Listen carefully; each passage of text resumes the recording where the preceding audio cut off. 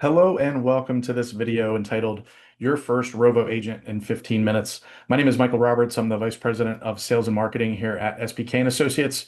We're an Atlassian Gold Solution Partner, and we're going to try to do this very quickly so that you can build your first Rovo Agent. Now, first question is, what are we building? What is Rovo? What is a Rovo agent? So before we build an agent, it's helpful to understand that context of what Rovo actually is.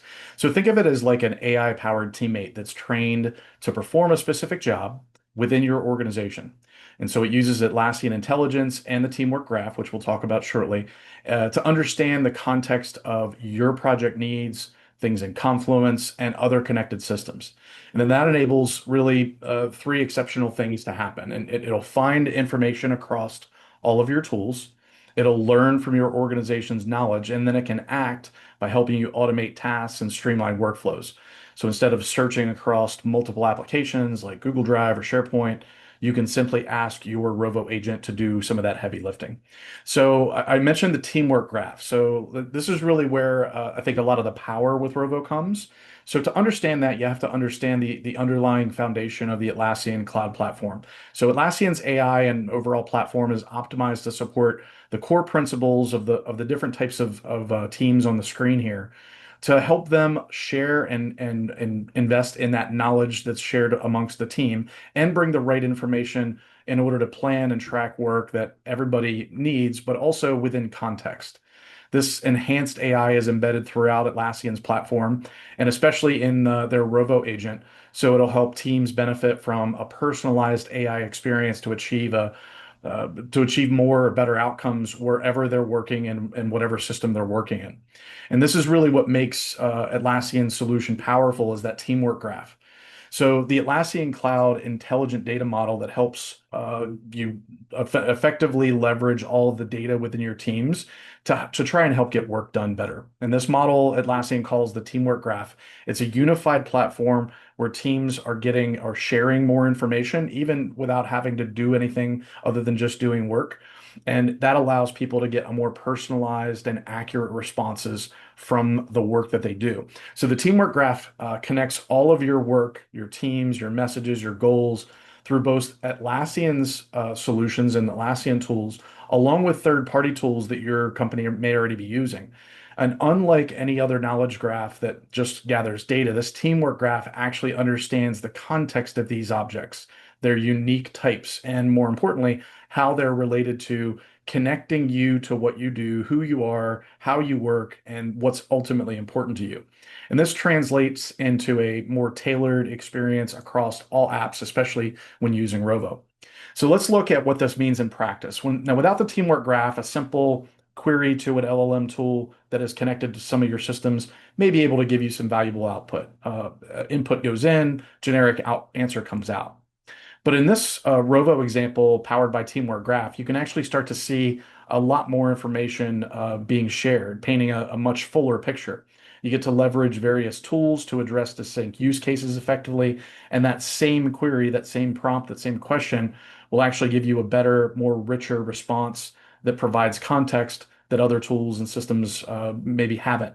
And in this case, it's when you ask for a summary of what happened this week, you're getting the two Jira tickets, the Jira ticket, the two GitHub deployments, and stats about an improved cycle time. So it's again a lot more robust, more rich. And the best part about it, again, the teamwork graph and the Rovo infrastructure is underlining all of that, collecting all that data before you even get there. Now, one other thing I want to do before we get into the building of an agent is give you a little bit on the Rovo use cases and show how you can utilize these solutions in the real world. So one of the biggest misconceptions about Rovo is that it's only useful for software developers. In reality, it really creates value anywhere employees spend time searching for information or switching between systems. So in one case, an on-call engineer can constantly find similar incidents and resolve outages faster. Marketing teams can reuse successful campaigns instead of starting from scratch every time. And quality engineers can see requirements, test cases, and defects together without jumping across multiple systems. And these may seem like, different use cases, but they're all solving the same problem, helping people find trusted information quickly so that they can produce better decisions. That's the real power of Rovo when it comes to building on a connected digital thread. All right, so now we're gonna talk through what it takes to actually build the Rovo agent. So we'll walk through these steps. There's only 6 of them, and we're actually going to do these hands-on as well. So the first is you're going to go to studio.atlassian.com, where you can click into it from any of your Atlassian tools, which is the central workspace for building AI agents, automations, and custom applications within your Atlassian cloud environment. Think of Rovo Studio as your AI development hub. It provides everything you need to do to create intelligent assistants that can interact with Jira, Confluence, and other connected systems. If you plan to build multiple agents or automations, I'd recommend bookmarking that page so that you know where it is and can easily access it. But again, it is listed on the side menu of your Jira tools. You'll log in with your Atlassian ID and keep in mind that you could be part of multiple organizations. So this is a kind of a single sign-on question. Are you using multiple accounts with one single sign-on account, or should you log in separately for each? So just note that there. You'll log in with whatever credentials you would have. Now here, the next step is to be able to create a new agent, which there's some options on the left and the top. You can create an agent using Rovo to create a Rovo agent, which is pretty interesting. It'll interact with you to help build that, but it'll also allow you to build it manually. And we're actually going to show you how to build it manually today. So that way you can cover all the areas that you want. You can also browse existing agents and you can duplicate those agents, or you can just use those agents if you want to just deploy those. So that's another kind of added benefit when you go to create an agent, you can use what's there.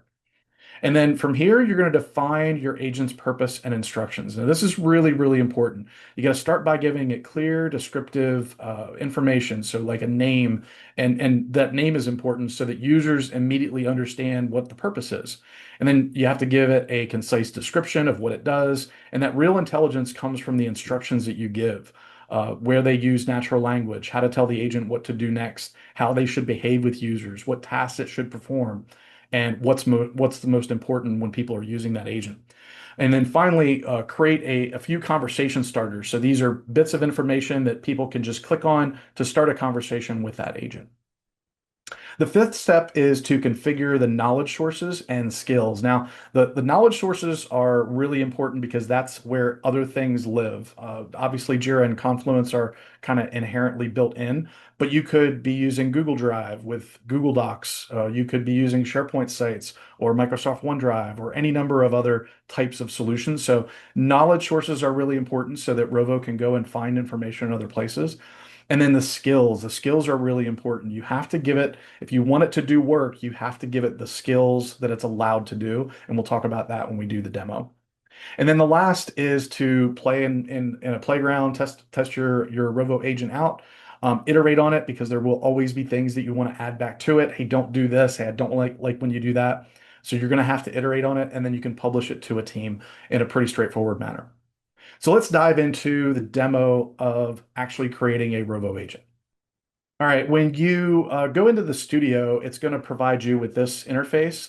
You'll see your agents here on the left, and you can create new agents directly from the top. I always tell people don't just hit the create button. The create button will prompt you with another Rovo box here where you have to then kind of give it information to start building. I do like to build in the first couple at least from scratch. And so you'll see this option here when you hit the drop down, it says manually create agent. So I'd recommend doing that. And then what that's going to do is that's going to give you a basic input instruction box. It's going to give you the skills area, knowledge area, conversation starters, and so on. So I'm going to throw a template in, and we're going to talk briefly through that.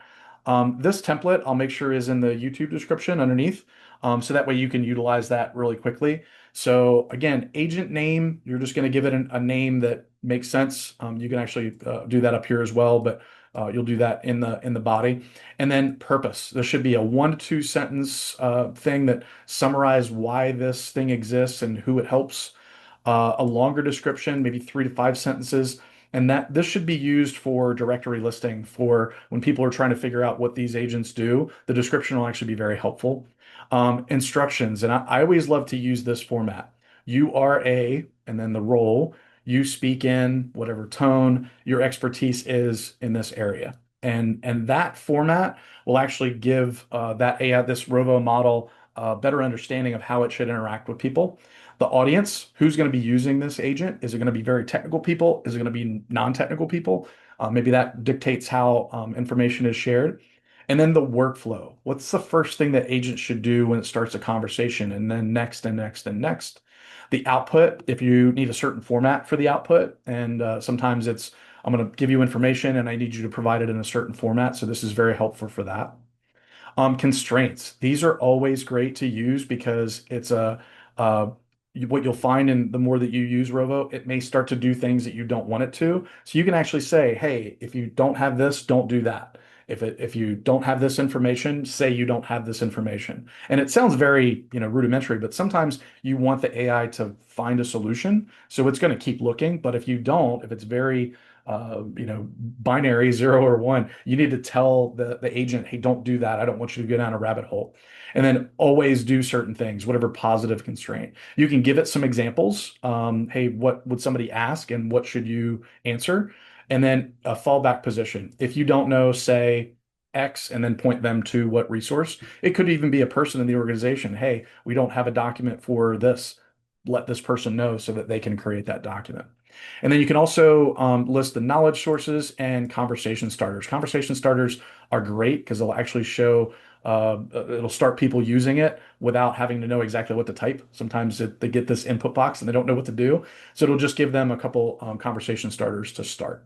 So I'm going to show you an existing agent rather than creating a new one from scratch here. And I have this one up already. So in our test Jira and Confluence, I've created a product called Pipeline IQ, and I've created an agent called Pipeline IQ Product Manager. And so this has all of the same things that I just showed you in that template, the purpose, description, instructions, workflow, all those same things, constraints, examples, conversation starters, acceptance criteria, all the things that I just mentioned. It also has all of these skills.